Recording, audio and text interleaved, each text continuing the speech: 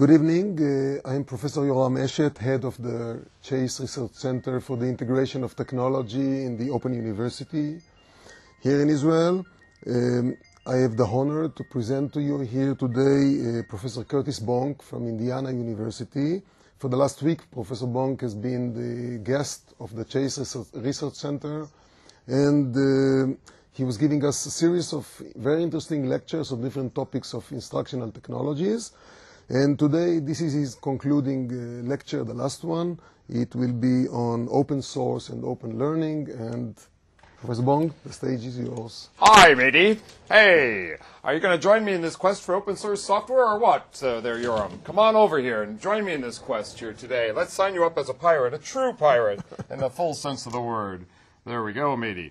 All right. Okay. Looking good. Now, what do you think about this open source quest that we're on? That's good. What do you think? I like it. You like it? You Yep. think we're going to find something useful? Oh, maybe. Maybe. We'll Maybe go off I'll on a choose new this one. adventure, Yoram and I together. Part 2 of this talk will be next year at this time when we find new and exciting open source software to share with you. But today, it's going to be serious. We're going to come to you with many ideas that we found already on the internet in part 1 of this talk. So get ready, strap on your seatbelts, and take off on this voyage with us in this perfect storm. Okay, thank you, Yoram. Very good. Well, now, yes, indeed, we've got this perfect pirate software coming to you live here from the studios of the Open University of Israel.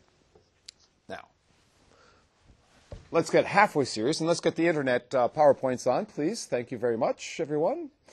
So I can at least comb my hair and look halfway presentable.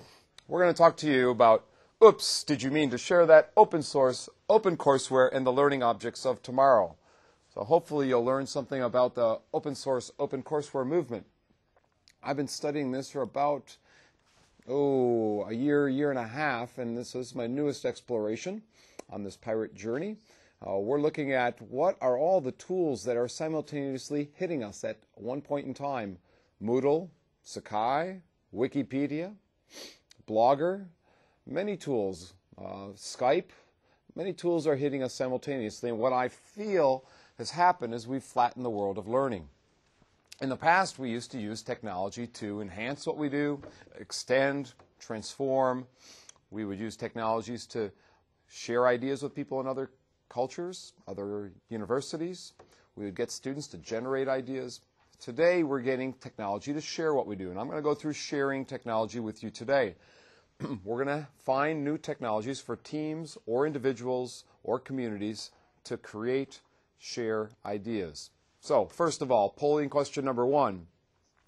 Should we be sharing our e-learning courses and course materials?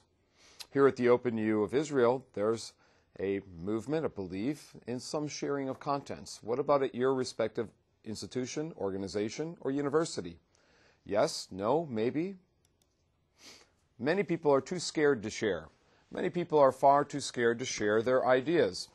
In the U.S., we have a famous movie called Jason. Jason makes everybody too scared to share. I don't know if you can hear the audio on this or not, but there's Jason.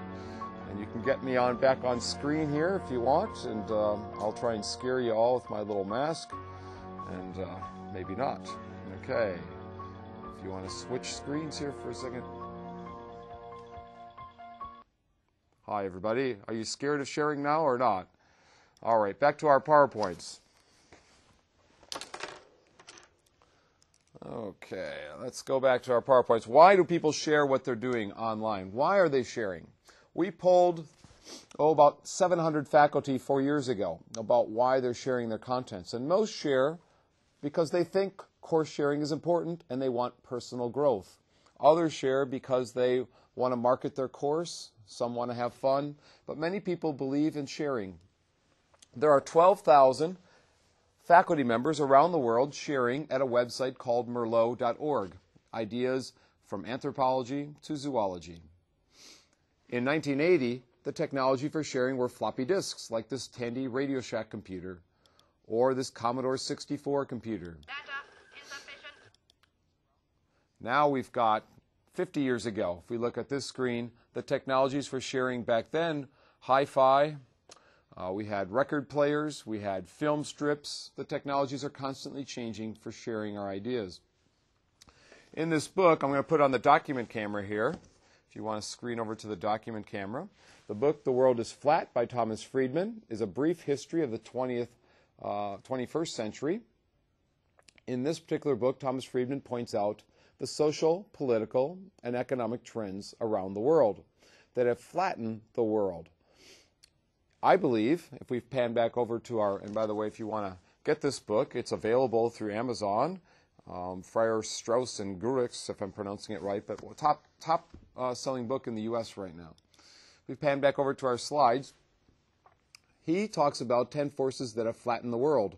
The Berlin Wall coming down, Netscape going public, workflow software like PayPal and eBay, open source software like Linux software and Apache, Mozilla, outsourcing of our jobs, Y2K being outsourced to India, offshoring of jobs and industry to China, Mexico, and other countries, supply chain management at Walmart, insourcing, so instead of outsourcing, people might insource, where our FedEx or UPS might fix laptop computers from Dell and Toshiba. Instead of sending them back to Toshiba, they do all the work there. Informing tools like Google and Yahoo that get you information, and the steroids, digital, mobile, personal, and virtual, digital cameras, file sharing, wireless technologies. I believe the same kind of technologies have changed the world of learning. We now have a rise of many kinds of learning tools, tools for searching for information and finding, tools for online learning, tools for open source learning, Moodle and Sakai, collaborative technologies like Groove and SharePoint, learning portability like mobile technologies and podcasting, learner empowerment like blogs and wikis, online portals, object repositories like Merlot, which I just mentioned, and then open courseware, which I want to end with. MIT putting their courses on the internet. Johns Hopkins putting all their courses on the internet for free. People in Japan, Vietnam, India putting courses on the internet, and then the brokers that might sell those courses or give them away for free. So I'm going to walk through those 10 different technologies or tools. The first one being Yahoo or Google. And I need to see the people in the back booth. I've got an audio. I want to make sure they hear this audio. Give me a thumbs up to make sure that you can hear this audio, because I can't hear it here in the studio.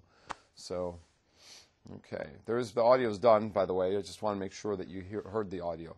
You did? Great. Okay. Sergey Brin has built Google, the empire of Google. You can now go to Google Scholar. You can go to many Google groups, Google News, Google Print, Google Mobile, Google Maps. Some of you have maybe have gone to Google Scholar to look for articles. Sergey Brin has idea of implanting in your brain Google, so you'll have Google all the time. If you want to see where I live, you can go to Google Maps and get the satellite images and find the street that I live on and see the goat farm behind our house and find your way to us. Okay, there's a street I'm on in Indiana. If you go to Google Print, you can read books that people have written, parts of books. There's controversy here about putting books up in Google Print, but you can find articles that have been scanned in and shared in Google Print. Articles that I wrote from my book. You can find pieces of the book, not the whole book, but pieces of the book. And there's controversy here about whether we should allow this or not. There's a rise in online learning that's happening around the world, whether we're talking about the Florida Virtual High School or the African Virtual University or the Open U here in Israel. There's a rise of online learning. In high schools, I tracked some numbers in the U.S., huge growth, 100, 200, 300% growth annual in online high schools in Hawaii, in Michigan, in Illinois, Florida. You can see some numbers here from the Florida Virtual High School from a couple of years ago, up to 12,000 students. Now we have 20 or 30,000 students in the Florida high school. We've tracked what kinds of degrees are people getting online? They're getting what? Degrees in business, MBAs. They're getting engineering degrees. But the big change is happening in certificates. If you look on your left-hand side, 50% of people are offering certificates today and recertification at 10%. In the next 5 years, we're looking at 60% certificates and almost 30% recertification. So that the short classes, training classes, are growing. Our online MBA program has grown from 12 students in 1999 to almost 1,000 students today. Huge growth in that program, which I'm doing research on. Happy to share articles with you if you write to me. The Illinois Virtual Campus, same kind of a growth happening there. From 1999 to the fall of 2004, you can see the growth that's happened in Illinois. Huge. Again, 99 was the key year for much of this growth. Most of the growth in Illinois is internet growth, as you can see from this chart. It's not correspondence growth, although there's some. It's not interactive television like what we have here, but it's mostly correspondence. And by the way, we are going to take your questions through chat. If you want to write a question, you have the capability, they'll port the questions into me. A huge part of the Illinois growth is in community colleges. That's where the first year and the second year students. In Illinois at Springfield, you see the same growth happening there where Abraham Lincoln is from, if you've heard of him. But in Springfield, they're offering all their courses fully online or face-to-face. You have a choice. You can see the growth of enrollments there over time. They have a low dropout rate of about 5% at Illinois. They've been tracking it, and you can see some numbers faint maybe on there, but let me read them to you. It's about 90% retention to 95%. So approximately 3, 4, 5% dropout. At Maryland, similar growth. You can see the growth happening there from fall of 98 to 2005. Maryland's the largest university in the U.S. because they deal with the military. You can see some more numbers here. They have over 126,000 students in Maryland. In Canada, they're working together across universities in creating the Canadian Virtual University, or CVU, where different universities offer classes collaboratively.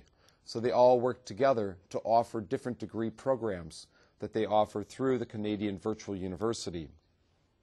You might explore this on your own and look at the types of bachelor degrees, master's degrees, and even PhD degrees that are offered in a consortium of universities in Canada where they work together. They might offer programs in communications. They might offer programs in defense management, policy, counseling, lots of different programs. Choice is an illusion created between those with power. We'll hear a little quote there about the options that you have. Now, in Indiana, where I'm at, MIT, Indiana, Michigan, and Stanford are working together to build freeware for all of you. We're building something called Sakai. The chef Sakai on television, or the Iron Chef, as he's known. Now, we're building this tool free for everybody. We're kicking in $2 million each to build freeware in Sakai.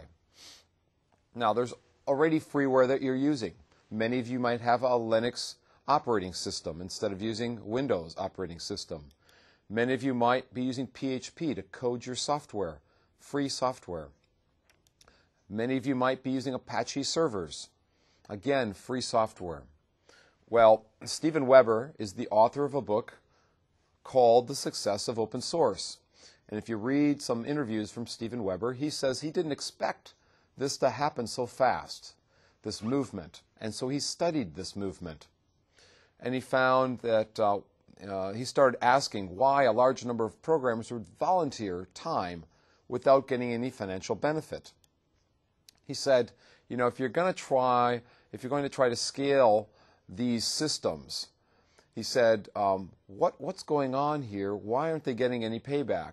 He said, you have to have some sort of governance. For example, I would not put my lecture notes on the internet because I feel strangely about people I don't know benefiting from my work without getting anything in return. Now, this is a strange quote because I'm talking to you today about sharing contents. And Steven Weber, the author of the book on open source, the godfather of open source, says, I don't believe in sharing. So here's the person who's the most well-known person in the world on sharing and collaboration and open source. But even he doesn't believe in it. Funny thing, I think. He says the trick is to create some kind of system so that people benefit from the exchange. Okay? They benefit from that exchange. That's what he thinks. There has to be some kind of give and take, in effect. Now, there's a tool called EduCommons. EduCommons was built by people at Utah State University, which has a grant to train people in how to share their contents, how to share courses online. If you're interested in sharing your courseware, they've developed a shell, a tool, if you will, to share your classes. So you can put them on the internet, and you can have the same things. I'm going to show you examples from 4 or 5 universities around the world. Moodle is a tool that helps you to put your courses on the internet. It's a free tool. Okay? The Moodle man, Martin Dogmaeus, I'm on his, or Dougie Mas, I guess that's how you say his name.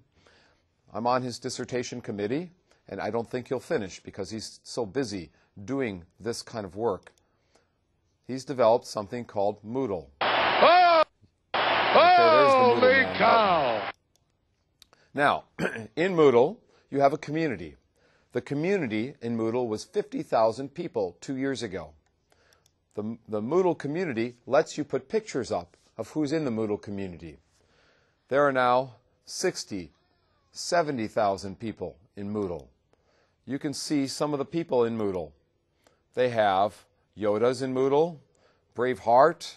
You have Braveheart. You've got the Muppets are in Moodle. The Smiley Man's in Moodle. A cat is in Moodle. You have a young kid in Moodle. A dog. These are pictures that people put up to represent themselves anyhow. So you can see some of the characters who are Moodling out there and putting their courses on the internet. Now, when I was visiting Malaysia a couple months back, I found that in Malaysia, they have discussion forums using Moodle. They have hello communities. They're sharing with one another in Moodle. Sakai is another tool for downloading courses and putting courses on the internet. This is Chef Sakai again. I'm using Sakai.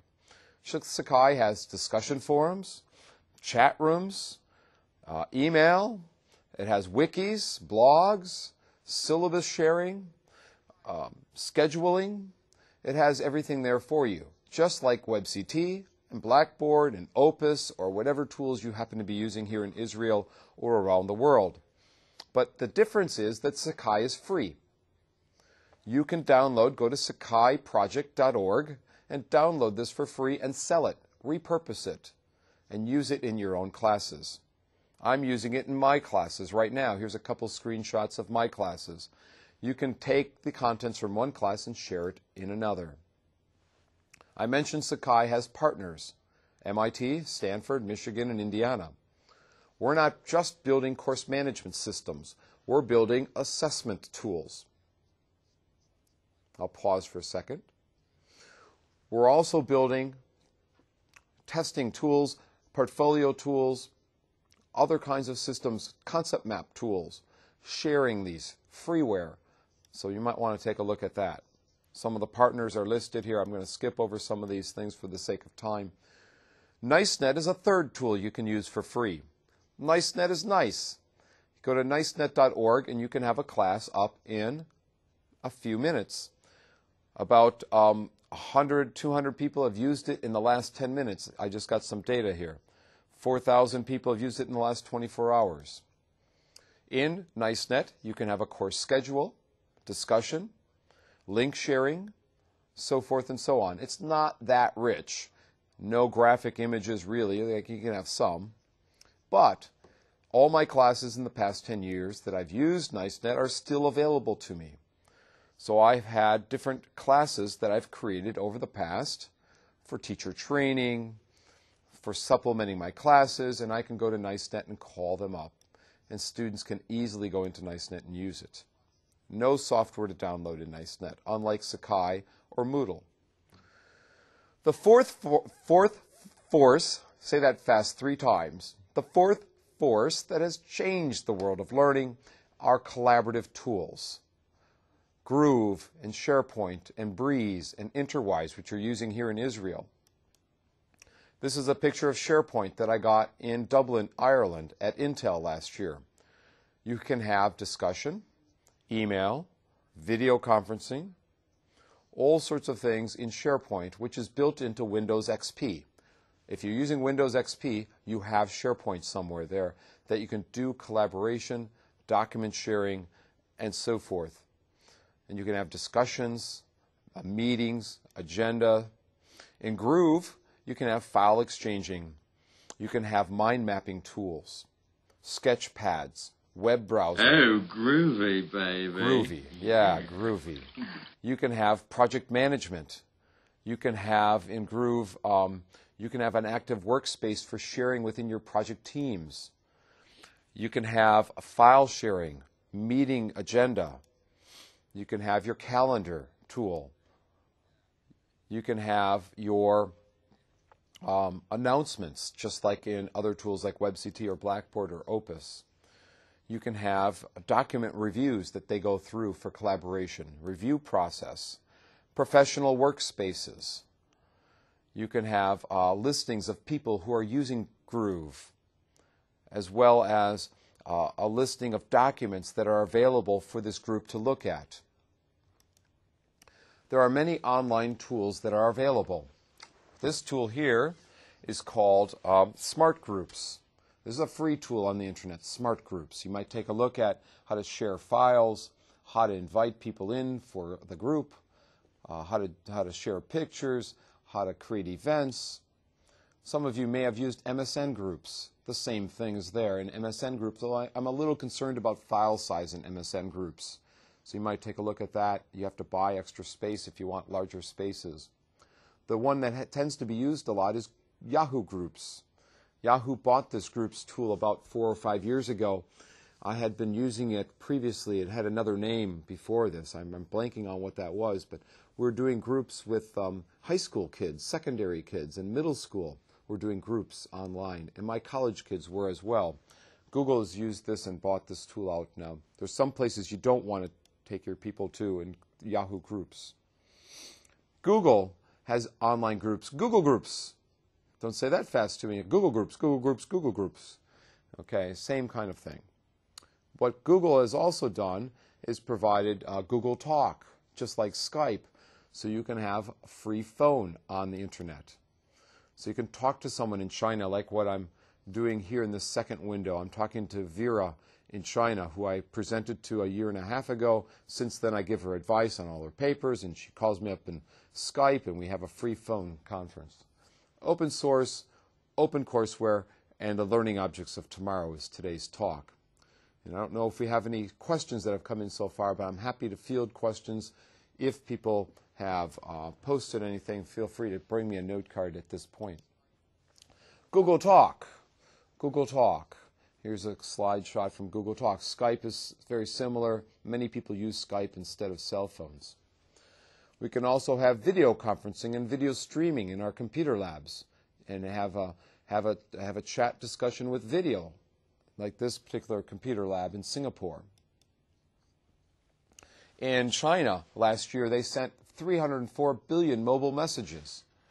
There are people thinking about how to use mobile technologies and cell phones for students to share information, maybe to vote on issues in class, like the gentleman who visited me today from the University of Tel Aviv was doing with his class, using text messages, text messaging back and forth with his students. Google, Yahoo, AIM, all allow for instant messaging. At IBM, they're letting their employees do instant messaging today as a means of enhancing worker productivity. The fifth technology that has flattened the world is learning portability, like podcasting. Now, a podcast is an online radio show. So in a podcast, you might have a discussion with someone like you have in talk radio. You might be discussing your class so that students can listen to you in this podcast. They can hear your ideas, maybe not see them. They might not be video streamed. There are free tools for podcasting so that students can download your discussion to their iPods or their MP3 players. Okay? Free tools like Audacity for the PC, and I think it's called GarageBand or something like that for the Macintosh, if you happen to use Macintosh. I think the Macintosh tools are more powerful, but PC tools tend to be better supported. So you have these tools for learning portability, so you can learn at the train station, bus station, in the outdoor classrooms, wherever you happen to be. Wireless technology, the most wired or unwired campuses we're getting reports on now. Hotspots in cities.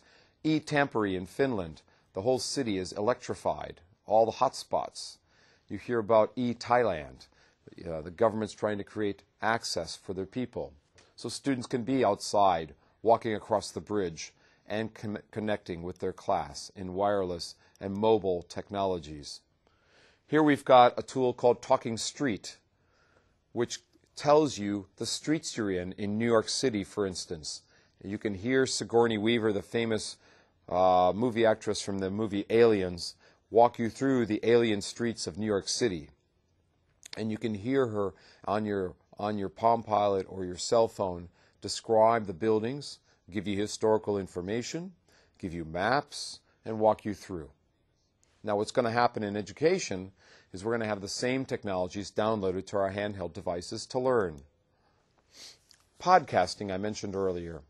Stanford University and Purdue University are the two universities I'm aware of that have adopted podcasting in a large degree. Stanford, if you never had a chance to go to Stanford, you can now go to Stanford on iTunes and listen to lectures. You can go to Stanford and find out current events on campus, sporting events, music, but lectures you can download. Here's a series of lectures you might not be able to read. I'll read a couple to you. Why Zebras Don't Get Ulcers, Life Begins at 40, Sex, Lies in the Theater, a Shakespeare play, The Unexpected Years, The Railroad, a Stanford romance, Perceptions, Decisions, and Rewards, U.S. Foreign Policy, The Road Ahead. Some of those you might want to go to Stanford and listen to in these podcasts and download them. Purdue has done similar things in enabling the instructors to get the lectures sent to them. Now, some instructors are concerned, of course, that the students won't show up for class if they're podcasting the lectures, and students can download them. Two responses to that concern. One, if your classes are so boring that they don't need to come to class, and they can get everything from the podcast, then so be it. Not everybody needs to be heard. Now, if your lectures are important enough for them to come to class, the students will show up. Some instructors at Purdue put questions on the marker board that don't get into the podcast as a way for students who come to class to get the answers to the test. I don't like that solution. You might like that solution. There are tools now for video on iPod or video iPods or VLODs.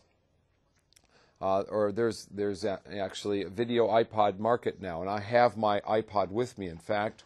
Let me just grab it here.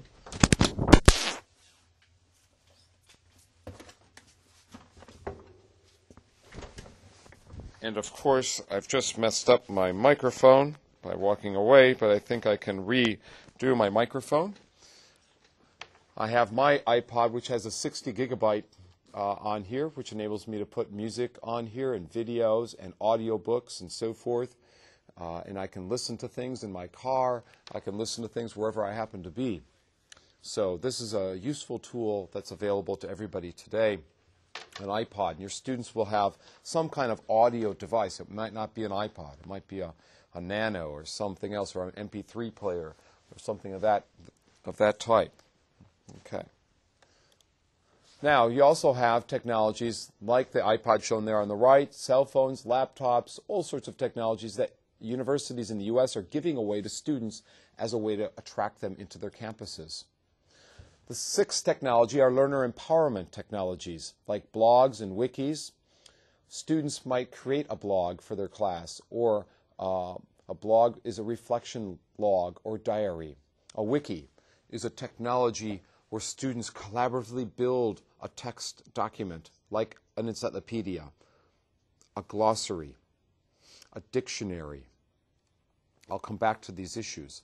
So the sixth technology is for empowering learners, individualizing learners. This is an area I think is exploding.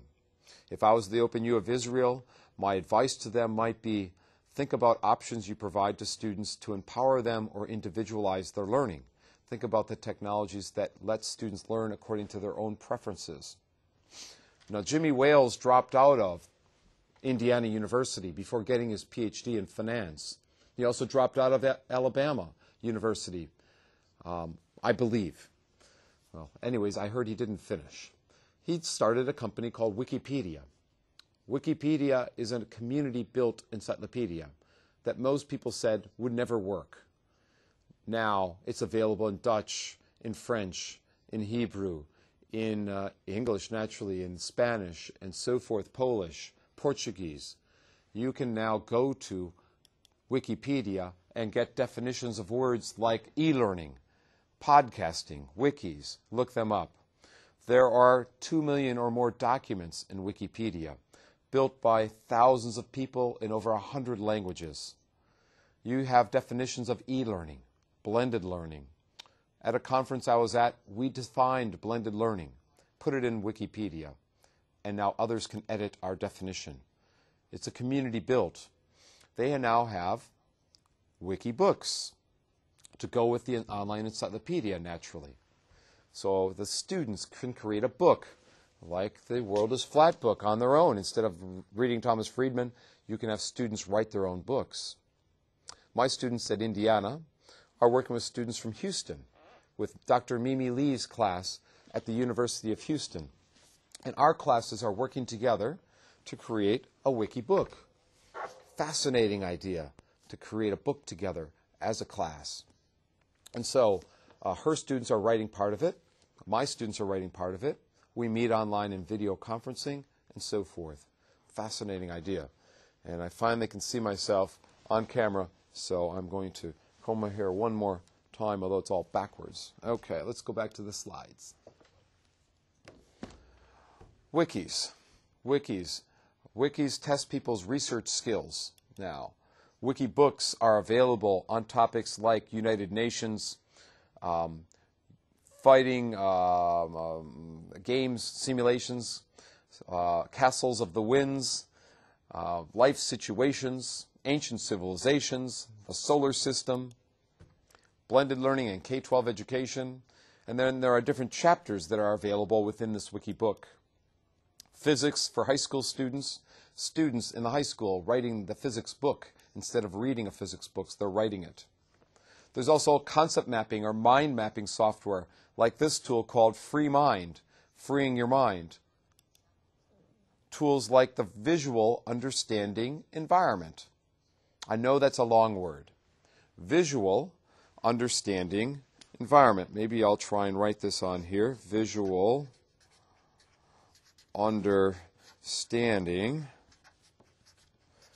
We'll put this on the environment, or VUE. Okay, I have a question that's come in. If you can put the camera on the screen here, I'm not sure if you can get this very well, but if you can move to this camera. This is from Tufts University. If you type in Google, Tufts, okay, and visual understanding. I do have black. So if you look at Tufts University and type in VUE, that's all you'll need to type in. Tufts and VUE, it stands for Visual Understanding Environment. And you might be able to find this tool for free and download it, just like Free Mind, Free People's Minds, free concept mapping tool. Well, this is a tool for concept mapping that Tufts has built, like our Sakai project. Okay? So Tufts is a university in Boston you may be aware of. Flip back to the PowerPoints. That was their screen that was there from Tufts University. Okay. Next one here is called Scholars Who Blog. Scholars Who Blog. Many people blog today. This individual teaches law in Tennessee and has 200,000 people who read his blog every day, his reflection on life. This individual here, his name is Stephen Downes from the Canadian Research Council. He writes a blog on every event in technology and education. He goes to every conference possible and summarizes them, so you don't have to go. Stephen Downes will go for you. He'll read every article, so you don't have to read them. He'll summarize them. This guy does so much work, I don't believe it. But he has his blog. You can go to Stephen's web and read about Stephen's blog. But there are many tools for education, like EduBlogs, LiveJournal, Blogger, PITAS, P-I-T-A-S. Here we see that students ages 10 to 70 use blogs, but most are from ages 13 to 30, the students in high school and college. Most people doing blogs are females, not males. Think about that for a second. This is some early data on this. Why are females using blogs more than males? Think about that. Why are almost half of the blogs not being used? Those are probably the male blogs. You can see the growth rate of blogs over the past few years. Huge growth happening. Exponential growth, over 50 million blogs today, only 29,000 blogs 6 years ago. People are showcasing their ideas in tools like LiveJournal, Diaryland, PITAS, MSN Spaces, many tools out there. Now there are tools for video blogging, what's known as vlogging. Not flogging, but vlogging, V-L-O-G-G-I-N-G, vlogging. Video-based, so you have videos of your events, you go explore somewhere, and you post them to your blog, and you can put video behind them, pictures behind them. Last year was the year of the blog. This year is the year of the podcast. The most popular word in Merriam-Webster's dictionary is blog. More popular word than incumbent or insurgent or hurricane, the word blog. And again, that was last year. This year it's podcast. You can now turn your web blogs into a book. There are many tools out there for individualizing one's own ideas. Social networking software like myspace.com, which these two entrepreneurs created a couple of years ago and has exploded. Tools where students can create their own websites. In this person here, putting up pictures on their website. In Korea, they have a tool called SciWorld.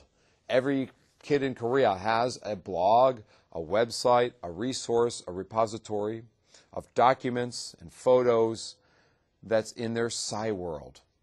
Everybody advertises their friends, their parties, and so forth, but you have to use what's equivalent of a social security number behind your SciWorld. So you can't fake your name. It's got to be really you and showcasing what you're doing in Korea. This is the Korean website for SciWorld. Korea is ahead in this storm, this pirate storm, ahead of others. They have some people in Korea who are Sci-holics. They are on all the time. There was an individual who died last year playing simulations because he wouldn't eat. Drupal is a tool to put your website up. And MySpace, here's MySpace, a picture from MySpace. Learning is on demand today, always available. You can access learning. The world is flat, so you can have online webinars or seminars on the internet on different topics. You can have blogs at the end of a conference to talk to the keynotes about their ideas. Chats with the keynotes at the end of a conference. Some of you have asked me a question. Let me read the question here before I go to number 7. Question from chat. How to use podcasting for academic content? It's a good question. What I do in podcasting is I come up with 4 or 5 key issues or questions. And then I sit down next to a podcasting unit in my instructional consulting office. And I give the questions to my assistant. He asks me the questions, and I answer them. And they go into the podcast of current events in the news, in effect. So we do a podcast of current events. We do a podcast, not only current events that link to class, but of the main concepts of the book that I want them to learn about. Or we might talk about my research or my interests and how they link to class. So typically it's a short 10, 15-minute discussion, lecture, interactive question and answer that helps us link the content they're learning to current events or news or my ideas. So it's a way to get them to understand my perspective, I guess, if you will, on the content. Okay, we'll go back to the slides here. So we have 10 forces that have flattened the world. Number 7 are online portals of information. Would you like to play a game of chess? Here we have a person using his online portal, such as the World Lecture Hall. In the World Lecture Hall, the University of Texas at Austin created this. They have 2,000 to 3,000 syllabi shared from accounting, astronomy, linguistics, every discipline, chemistry, engineering, and you can see sample syllabi that have been shared at the World Lecture Hall. At PLOS, or the Public Library of Science, they have free science articles on the internet. Free articles that are shared because science journals became too expensive. So scientists worked together to create a free journal where they could publish their work in a peer-reviewed manner. Research articles on differential expression of novel potential regulators in hematopoietic stem cells. Now that's a lot to say there, but you can get the sense of it. So you can read the article free on the internet and download it. There are many free internet articles available today. So we're sharing the world of learning. We're moving and flattening the world of learning and making it accessible to everybody. Here we have ancillary cell I can't even pronounce it, apoptosis in Serpini-2 deficient mice model pancreatic insufficiency with 29 authors. There's the Museum of the Museums on the internet now, or MOM. You can look up in an alphabetic index of museums and then maybe visit those museums online and see what's available in the Museum of the Museum. And here we have a sample art museum you could find. Skidoo. Skidoo is a new tool I just found this week. Skidoo is a tool where you can build expertise and share that. For instance, these are websites of resources, like learning Mandarin Chinese, learning how to fly, best web information for bread bakers. If you want to learn how to bake bread, you can go to Skidoo and learn how to bake bread, learn how to play guitar, learn how to fly a plane. So you go into Skidoo and you can hear how U2 rock star Bono has become a humanitarian. You can see 10 gifts for Valentine's Day if you're back in the U.S. and believe in Valentine's Day or buying something for your significant other. You can read about Puerto Rico or running a business or Lightsaver extends the life of ordinary light bulbs by 100 times.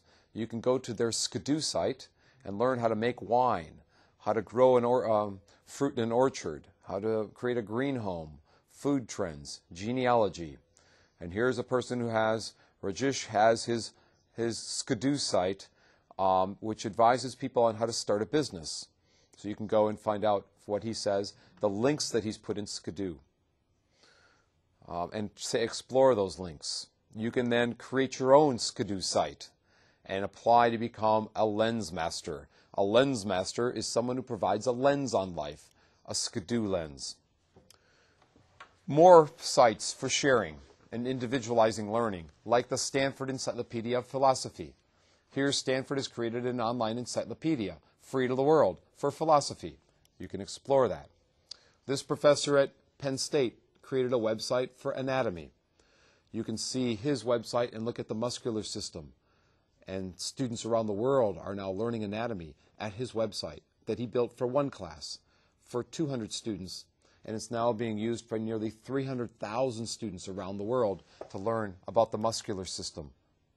How did I get involved in sharing? I developed tools like Bookstore Share to share bookstores and Library Share to share libraries. Instructor Shares for instructors to share contents, which I've recently took offline. Training Share, all my talks are in Training Share. Publications and Publications Share. And I designed a survey tool called Survey Share that if you want to use, send me an email. So we had these share sites. You can go in and find bookstores in North America in our Bookstore Share. Online bookstores. Interactive. You can click on Canada and find a bookstore, or in the U.S. If you want to find universities in North America, it's only North America, by the way. I didn't get the whole world. We had tools for instructors to share media, to have discussions and chats and share with one another, pedagogical experiences, cooperative learning experiences, motivational ideas, problem-based learning ideas. I believe in the power of sharing. If you don't believe in the power of sharing, you're in the 20th century. If you believe in the power of sharing, you've finally moved into the 21st century. There can be no hesitation. There can be no reluctancy. There can be no, reluctance, hesitant, tremors, and so forth. Some of you are scared of sharing. Not everybody needs to share. We only need a few million people out of the billions of people out there. University Share. Here's my universities being shared. Survey Share, my online survey tool. Library Share, to find, like the New York Public Library here has 275,000 free images at the New York Public Library, looking at immigrants coming to New York City and the U.S. You might find interesting to look at these immigrant pictures. You might come to Library Share and look up the digital libraries around the world. It's a library of libraries. And you could do an alphabetic search and find advertising quotes. You could find African craft, African writing systems, African American women writers in the A section, Museum of Ancient Inventions, so forth and so on at the Library Share. My public library, where I went to when I was 5 years old, 6 years old, has been remodeled, and we found it and linked it in here at the website. The 8th trend that has flattened the world are learning repositories like Merlot, Connections, Cario, and Durham in the UK. Merlot and Connections at Rice University in the US, Cario's in Canada, Durham is in the UK. We're sharing learning objects, or what we call tinker toys, pieces of information, video clips, lesson plans, images, so forth and so on can now be shared. We want accessible, interoperable, reusable contents that people don't necessarily have to change because they're expensive to create media. And once you do, why not share that media, that video stream, that video clip that you spent lots of money to develop? Why not share it? Think about that. At Merlot, MERLOT.org, 28,000 people around the world are sharing. You can be a sharer too. 12,000 learning objects have been shared. You don't have to share. You can use those 12,000 learning objects. They're free. But in Merlot, they're also peer evaluating the resources. You can go into Merlot and look at the best resources in education, mathematics, science, business, arts, social science. You can then download the resource, look at the peer reviews, find the resource and see who developed that resource. Write to them, ask them advice. They have best practice resources at Merlot. They have communities to talk to other engineering faculty or accounting faculty instructors at Merlot. They have a conference at Merlot that you can go to and share. Visualization. Here's some tools that I found at Merlot for visualizing, like a virtual tour of Oxford or J.R. Tolkien's houses he lived in over time before writing Lord of the Rings, if you're interested in that movie. Visualization tools, just some ones I found at Merlot. I'm just showing you some things. Merlot has music. Here's an award-winning music site that has musical instruments.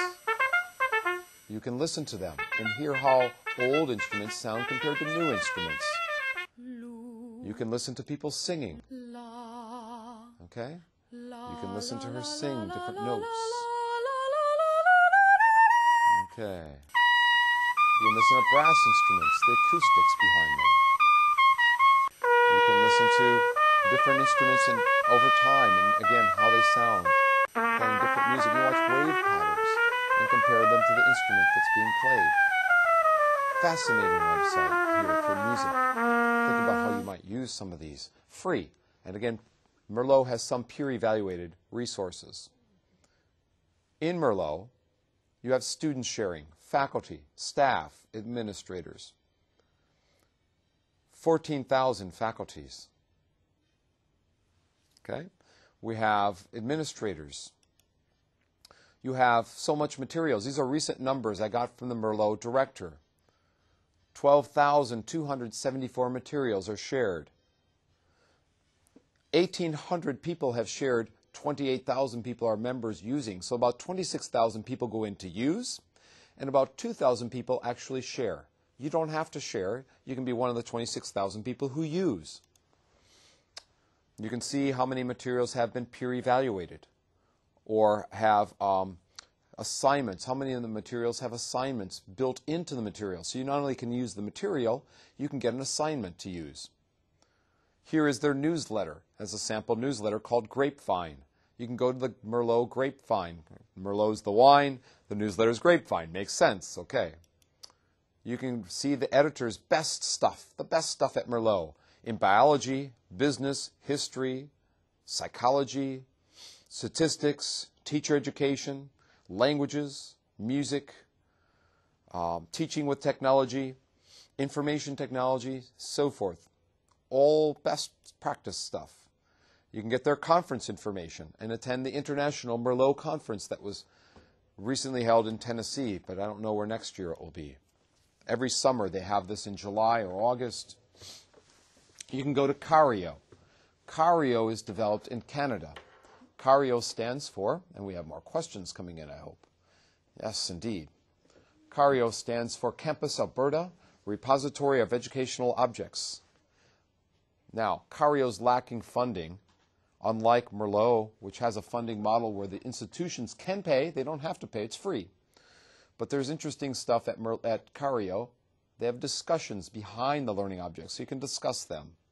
So you click on the learning object, and you call that learning object up, like this X-ray of someone's hands, or the cardiovascular system being diagrammed here, or case learning. This person is a physician referring someone who has depression, and you read the case and you make a solution behind the case. Well, CARIO, according to Terry Anderson, is sort of on life support, developed in Alberta, where I was a couple months ago. The University of Calgary is perhaps doing more things than anywhere else in the world. The University of Calgary, and up in Edmonton at the National Northern Alberta Institute of Technology, or NATE.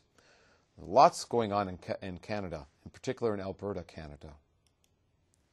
Connections is a tool built at Rice University, a private university in the U.S., which is also growing very fast. In Connections, you can look things up in alphabetic listing. Many musical resources are available at Connections. You can go and take a look at, download the resource, like Galileo's telescope here, read about it. The statistics, it's growing fast. 14.4 million hits in September alone. 430,000 people in 157 countries using Connections.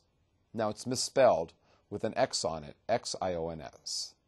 But go to Google, type Rice University, and then the word Connections, and you should get to it. 2,650 modules, 110 courses are in Connections. The 9th flattener of the world, and we're at the 9th out of 10, and the 10th one's going to be short.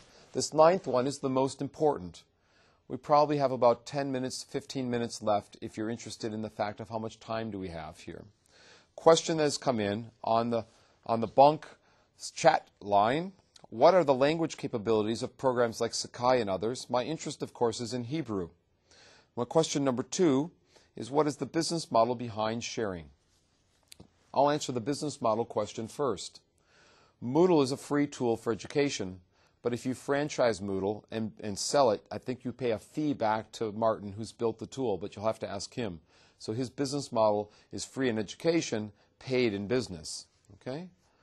In Sakai, it's free for education, free for business. However, the difference between Sakai is that there's options in Sakai to pay a fee. You can pay $10,000 a year in Sakai and become a member of the community. I believe that's the fee. There's a small fee depending upon the size of the college or university, an annual fee to get the conference information and get current updates as quick as possible. So if you want quick information, if you want things current, you can pay a small fee. If you don't want the most recent release, if you don't want to attend the conference, if you don't want to be part of the community, there's no fee. So that's the business model behind Sakai, if that makes sense, I hope. I'm not sure how much they need to operate Sakai, but again, there's a global network of programmers who are building tools for free, and Indiana has reapportioned our money, our annual money, spent on our internal homegrown system like Opus, like you have here at the OpenU, and we're now spending that money to build Sakai. So we're taking money that already existed to help build.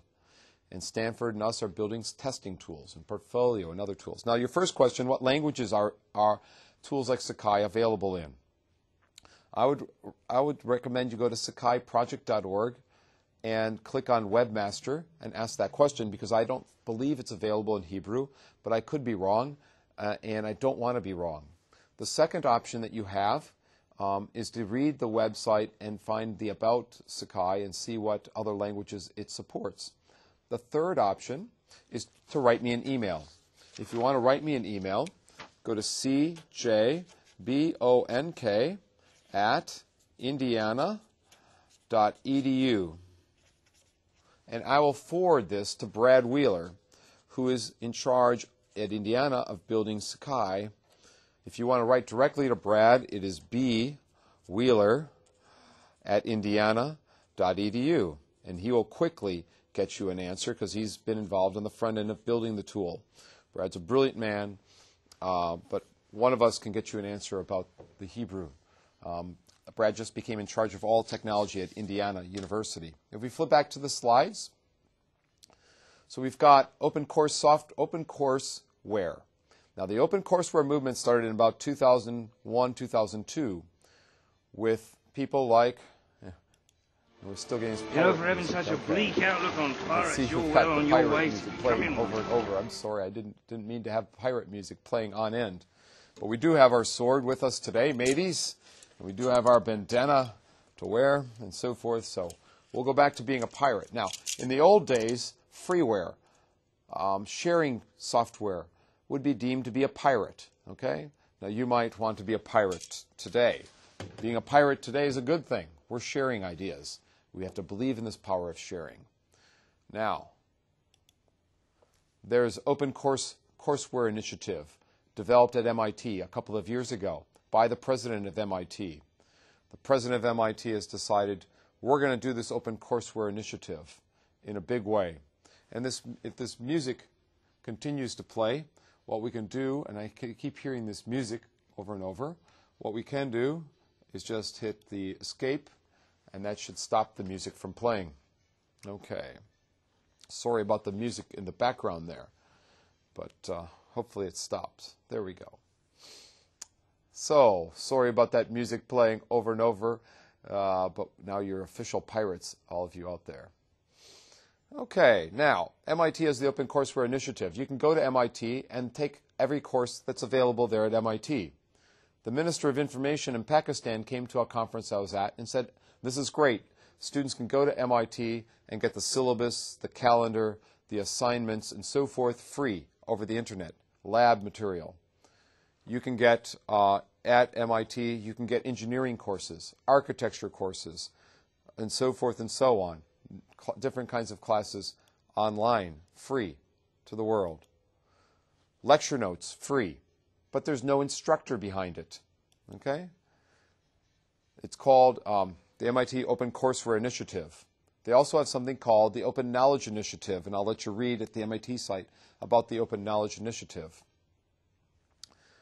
Now, people like David Wiley at Utah State are very interested in sharing contents.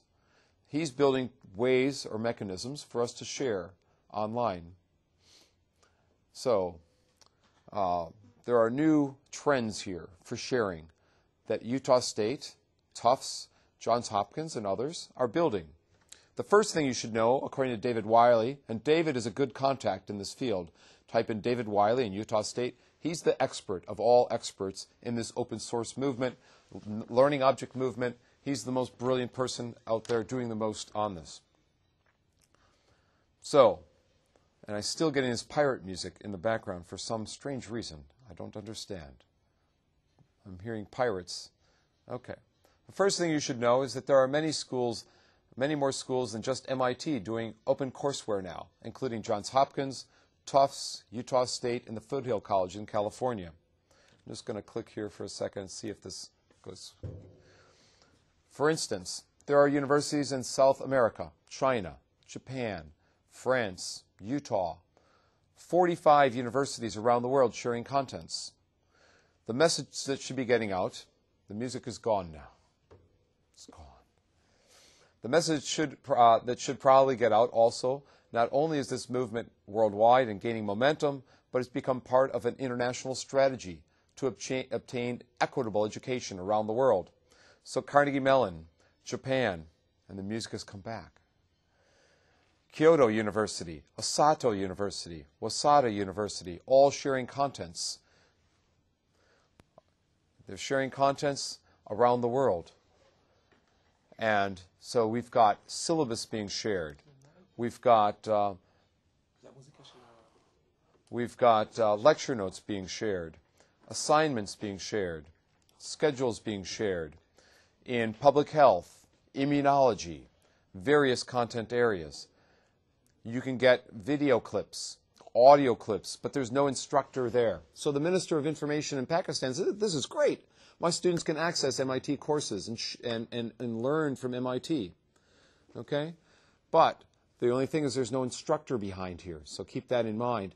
The students aren't getting credit for taking the class. They just can access the contents. There's some audio. I was going to play some international nutrition courses to help third world countries out for public health and nutrition, to help people out who might have a need for vaccinations. Visuals that can be shared, and so forth and so on. I'm just going to skip over. Cases in terrorism training. Here's a from Johns Hopkins University. Family planning programs from Johns Hopkins University. Tufts University. Dentistry courses. If you want to see someone's teeth, here's someone's teeth that are available. Dental hygiene classes. Exams and quizzes are there. If you want to take the exam, you won't get a score, unfortunately, I don't think. You can get lecture notes, audio clips of the lectures, international multilateral negotiation classes, pathophysiology of infectious diseases. Carnegie Mellon has classes online that are free as well as paid. If you want to take the class with an instructor, you go one route. If you want the free course, you go another route. Free courses on arsenic in Bangladesh, and so forth and so on. Modern biology. I'm just going to skip over chemistry classes. In Japan, they have courses as well in a consortium of 7 or 8 Japanese universities. Some available in English, some in Japanese. So you have these courses from Keio University. Again, the same framework that's been built in here. A schedule, a syllabus, lecture notes. You have this open course. This is called Open Courseware, OCW. Okay? So you can get to the Osaka University. You can see organ transplants. You can see the Vietnam University, National University, with Fulbright scholars who have talked about economics in Vietnam, that they got to write courses for them on economics in Vietnam. Open courses, free classes if you know Vietnamese. In India, technology classes, naturally, learning about computing and bioscience and mechanical engineering. And you can take classes in database management, Visual Basic, C++++++, and C++, artificial intelligence. neural networking, all from India for free, open courseware. Everybody's jumping in. Why isn't Israel jumping in on this? I ask you. Maybe they are. They're all winking at me in the back station saying, we're doing all this. Yes, we are. Okay, thumbs up back there. Okay, great. So you're doing this in Israel as well. Excellent. I'm glad to hear it. So you're part of this network. This is a growing network that you need to be aware of. MIT started it. It's now going throughout the world. Back to slides. So Jorum in the UK is a website. You might take a look at JORUM. Brand new. They're creating something from their JISC. JISC is their technology support people in the UK for sharing content, sharing teaching material that's interoperable across platforms. You can contribute material or you can be a user. The workflow of Jorum, you contribute material, then they catalog it, then they review the material. There are stages in the workflow: contribute, catalog, and review. So some things can be in the contribution stage, and then they export it to the catalog and metadata it or code it so that you can search for it and find that information. It becomes uploaded and published to the world, or at least within the UK. You have different reserved materials then that are available to be used. Resources might be in stages of contribution, review, or cataloging. And you can find then those resources. They are then tagged according to different indexes, given titles, given permission rights and copyright access. And you can read about that. What kind of copyright? Now, Utah State is the place I mentioned that's doing the most here.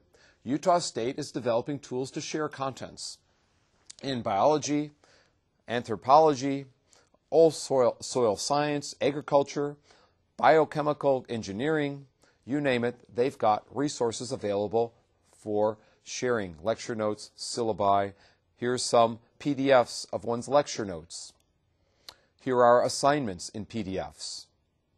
Here are problems students are given. Lots of free available contents. You can meet the professor. Now, there's a bio of the professor. It might not necessarily, you wouldn't necessarily talk to him, but his email is there if you want to write to him. Okay?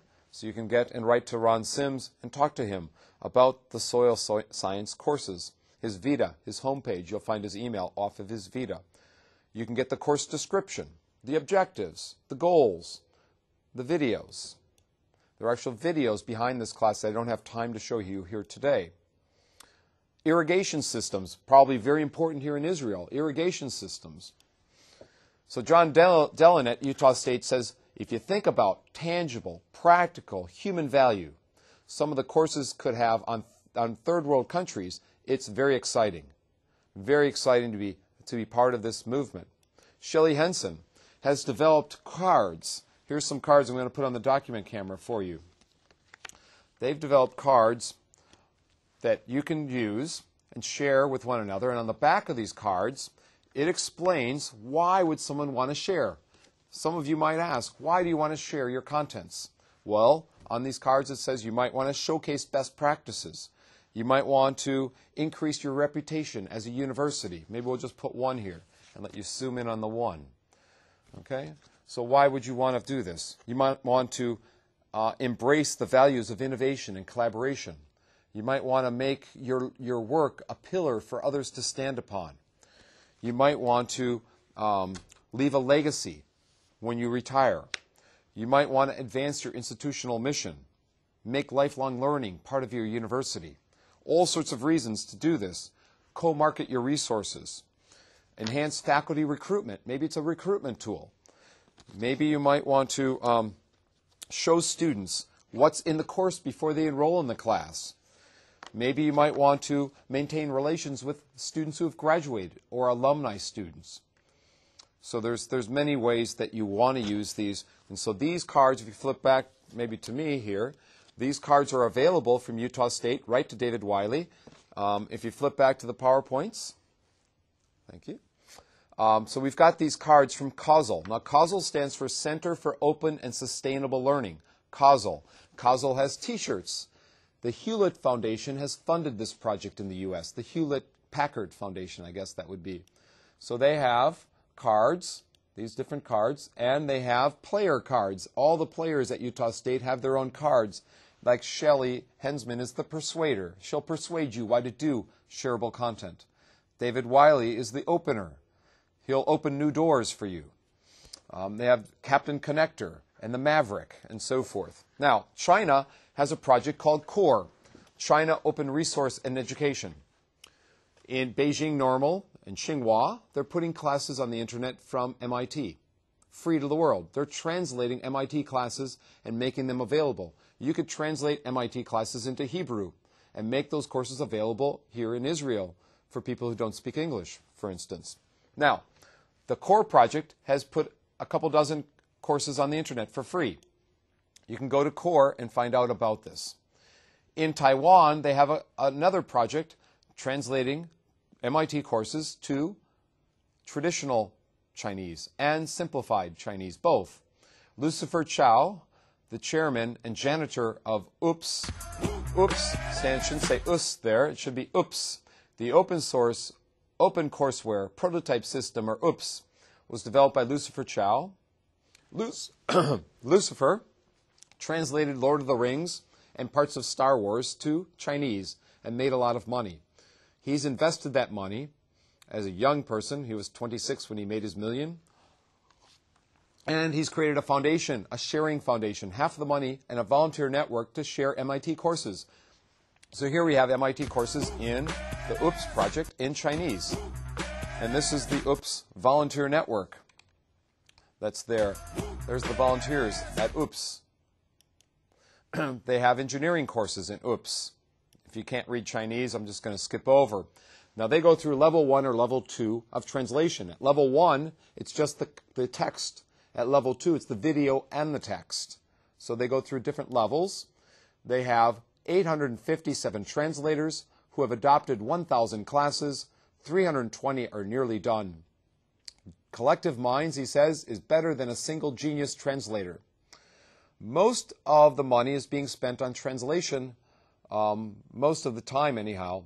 Now, even though these are free translations, these are volunteers. There's still money to be spent on hardware and advertising and other things. So he's spent a lot of money and looking for help. He's looking out there for a foundation to continue the work that they're doing at OOPS. If you're interested, contact me and I'll get you connected to Lucifer.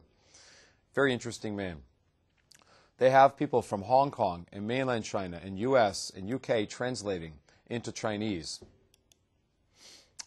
Here's the number of courses at level 2, 305. The number of courses at level 1, 600. I'll skip over this. The completed courses, they're well beyond what mainland China is. Here's a picture of Lucifer visiting MIT. He's kind of a crazy guy. Again, he translated Lord of the Rings, so he's dressing like Gandalf there. The final flattener is knowledge brokering. So we take these courses, and some places out there are brokering, and they're creating sites like EduSource in Canada, learning objects, brokering those digital repositories. Other people are indexing. David Wiley and others are indexing all the digital repositories that are out there. Now, what can you do in a flat learning world? What happens in a flat learning world? You can publish in open source journals. You can attend open source conferences. You can consider copyright options and giving different levels of copyright. Like in Creative Commons, you can allow different access levels to your contents to make them available to people to use. So check out Creative Commons. It's used in the US. In the UK for copyright, they use Sherpa. Sherpa is investigating issues related to scholarly publishing and communication and copyright. In Athabasca University in Canada, Terry Anderson has written a book with his students. The book is called Theory and Practice of Online Learning. He's made the book available free to the world. You can download this book, use this book. 55,000 people have downloaded his book. 500 copies were made available at $50 a copy. Some people want hard copy. So this is an idea. You might write a book and make it free to the world. Here at the Open U of Israel, there are hundreds of books that people have written. There's an idea, maybe, to make some of these books available. Maybe not. We'll see what happens. Open source journals. There's a journal called the Open Source Journal, where you can share open source ideas. There's a summits on open source where you get people, famous people like John Seeley Brown, who wrote The Social Life of Information. Open source summits to talk about open source. Many open source summits. So open source content. UNESCO is sponsoring open source summits. The goal of these open source tools are to link people, share knowledge, share resources. Some are partially funded, some have no funding, some have full funding. Some are for high school, some are for teachers, some are for higher education. Some are developed by faculty, some by volunteers. Some are for producing, some are for consuming content. Some are for creativity. There are different missions, different roles, different distinguishing features. Some have different licensing agreements. You have to ask questions about what is the purpose of sharing? Who will maintain these sharing sites? Will these bridge the digital divide? Will these help people who have been left out? What will happen with copyright issues over time, and how will copyright be addressed, and how will that change? And what happens if one didn't mean to share their contents and someone shared their content by mistake? Oops, what if you didn't mean to share that? What will these learning objects look like in 100 years? I'm at almost the end here. 2 slides left, I think. What will happen in 200 years? What new technologies will emerge for sharing? Who will develop? Will the Open U of Israel, University of Tel Aviv, develop tools for sharing of content? To be a leader in this field is going to require one to think thoughtfully about the way we share and the technologies to help us collaborate and share. What's going to be expected of instructors and faculty members? Is our job description going to include sharing as important to our jobs? How will this change higher education? How can content objects in corporations and universities be shared in partnerships? How might Merlot and OOPS and Cario and Connections all collaborate? And so forth. How will these resources be used, and how can we get funding? So, who's still too scared to share? I'll bet you nobody's too scared to share now, right? You're willing and able to share. And I'm glad to be here to kick off this sharing event here. And we'll click back now to the final slide that I have. It is the end. Don't make many mistakes. Don't say oops all the time, but it's okay to make mistakes. You can flip back to me, I guess, if you want, and let me make a final statement. There's a lot of opportunities here. In an hour and 20 minutes, I've gone through websites that are portals of information. I've gone through websites that provide ways for students to share ideas in blogs, in concept map tools. I've shared search information, Google and Yahoo, collaborative tools like Groove and SharePoint and Google Groups and tools like MSN Groups and Yahoo Groups. I've shared portals like the Library of the Libraries, Library Share, the Museum of the Museums. I've shared Merlot and Cario, resource repositories. We've looked at CORE project from China, the OCW project, the Open Courseware Initiative from MIT, the OOPS project from Taiwan and Lucifer Chow. We've gone through many interesting websites, thinking about how to use podcasts, wikis, blogs for sharing our contents, sharing ideas. This is the power of the internet. Feedback, perspective taking, sure. But now we're moving even beyond that to sharing ideas, collaborating with one another. The ideas about higher education are constantly changing. This is one aspect. It is flattening the world of learning. We're all in our pirate ships out there somewhere, flattening the worlds of learning. Hopefully you'll have a chance to contribute here, to jump on the ship, find the pot of gold that you're looking for, the ideas that you've been looking for that people are sharing. I want to thank you for spending time with me here this week at the Open U of Israel. I want to thank my hosts, Yoram and Yoav, and others that have been providing me with my sustenance of lunch every day and lively conversations every day, who have made sure that I've gotten here and been able to present with the best technology I've found. The facilities here at the Open U are fabulous. I hope they can continue the conference that we had yesterday and the initiatives to make this university one of the exemplary universities that is doing significant things with technology and education, both in face-to-face classes as well as blended and fully online classes. And they can become a leader in creating a model for other universities to think about and collaborate with here in Israel and around the world. But if you're looking for contents and collaborative people, there's many people here I've met at the OpenU as well as in the University of Tel Aviv yesterday with Rafi Nikmais and David Mauduz and others. Wonderful things happening in Israel. Come visit Israel and see what's going on. Collaborate with them. Thank you very much for the time here, and talk to me on email. Thank you very much.